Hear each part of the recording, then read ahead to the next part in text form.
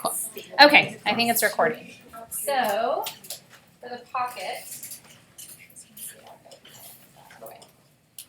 it says turn the upper edge of pocket number 5. Notice it's the first time we're using it, so it's all capital letters. It's introducing it. From now on, it'll all be lowercase again. To the inside on our fold line. So this is where a lot of people are confused with the fold line. Like, do I need to cut this on the fold line? No, it's for sewing directions. So we're going to turn the upper edge of the pocket to the inside on our fold edge. Oh, it's okay, I'll use it. Yeah, it's the outside. This is the inside. There we go. Is that upside down? Okay, so I folded it to the inside. Then, it's not done, press. So I should go take it to the iron and press this. Then we're going to turn it under 1/4 inch on the raw edge and stitch in place. So here's my raw edge, right? So I'm going to turn it under 1/4 inch, and then we stitch the edge stitch. This is actually really great to take to the iron, because then it will just stay. I'm using a little finger iron right now.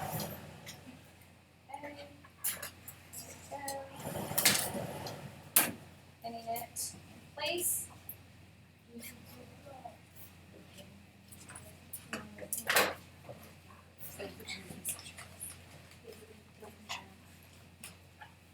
And then I'll take it to the machine and I'm going to edge stitch it right here. Okay? And then it'll kind of match the picture. Then the next step is I need to iron under all this other raw edge. And they don't finish your raw edge, they just leave it, and you have fabric that's fraying. So it's not a bad idea, since we're in this class, you're going to just run it through the overlock machine, just this edge part. That way when it's in your bag, you don't have to worry about it fraying. But the pattern doesn't call for it. They just say press it under 1/2 inch on the sides, here's the side, and the lower edge of the pocket, holding in your fullness in the corners. So 1/2 inch is our seam allowance, so fold it in 1/2 inch. Right. I know, I need to set up my iron so it's over here. This guy gets folded under 1/2 inch as well. It's not the end of the world if you're off on your seam allowance here, if she doesn't get sewn to anything else.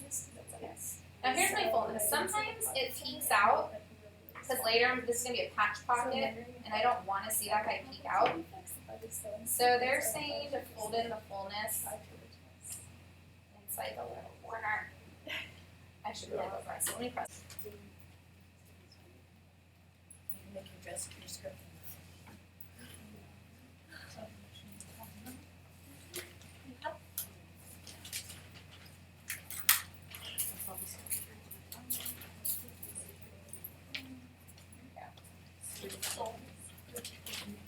I like to press it so it's this nice little mitered corner here. So my fullness is like tucked on the inside.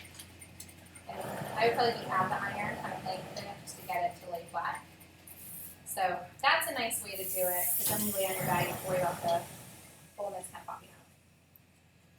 So anyways, you do all that, and then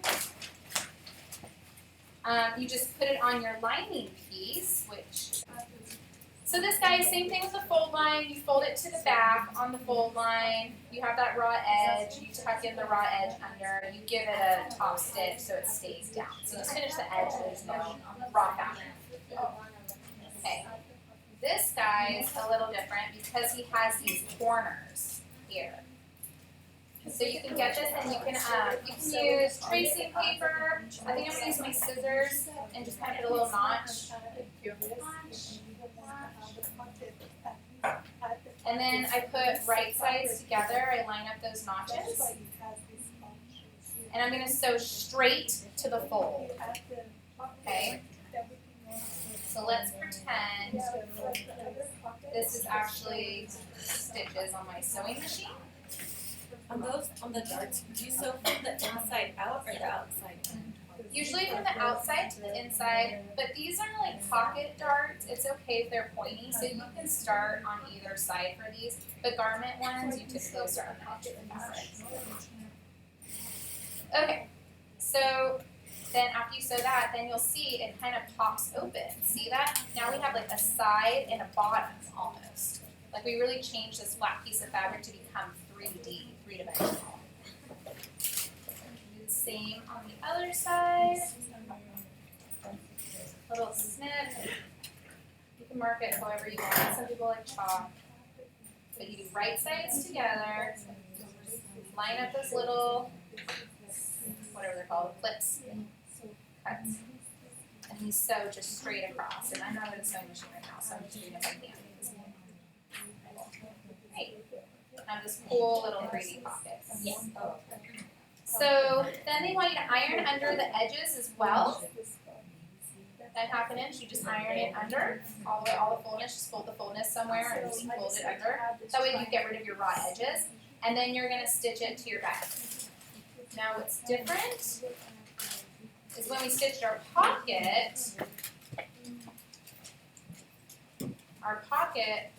the little circles lined up perfectly. We just laid him flat and he was good. He was ready to go. But this guy, if I line up our circles, they don't match. Do you see how my circle's way over here? So they want us to leave it open kind of like that, like when we sew it, which kind of matches our little darts that we sewed. So that way when it's actually on our bag, it's like a little tube. You put like your 1997 Zachmore cell phone in, really big and bulky, not your iPhone, a flat one. Put like maybe a soda can or something in it. I don't know. Yeah, I think this other one's gonna be your iPhone. Keys. The keys. It's just a different design. So what happens is sometimes people do a really good job sewing their corners, but then when they line up, they sew it really flat like this. So it's kind of funny. So there's a purpose of why there's dots there. So that you're supposed to be sewed like this. So again, it would just be ironed under and you just edge stitch it all the way. And it's hard, it's kind of tricky because it's so bulky. That's why I like to put in pins as I sew. Just go slow and just do it. I don't think I can even do it. You kind of just do it. So that's the goal of the pockets. Yeah.